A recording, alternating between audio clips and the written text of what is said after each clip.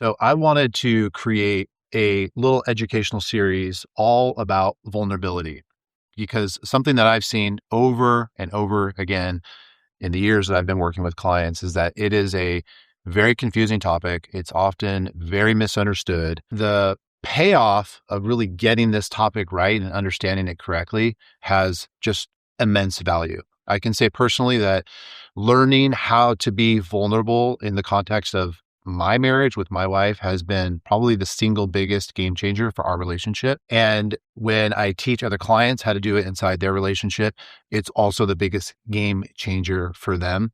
Specifically, when it comes to the idea of being vulnerable in the world of men, this is where it gets very complicated and very complex and also increasingly more misunderstood. Very few guys are lucky enough to grow up with father figures and role models that teach them how to be vulnerable in a healthy, masculine way. Most guys are encouraged to not be vulnerable. They associate vulnerability with weakness and they take any uncomfortable feelings that they have and they tend to shut it down. Or they go to the other end of the spectrum and they become emotional, goopy messes of men that are not very attractive and not very appealing. And so we don't want to be those guys either. So I want to give you some of my ideas, the things that I've learned along the way around vulnerability to help you frame this topic in your life so you can do it successfully and you can start to see the payoff that is going to happen inside your relationships,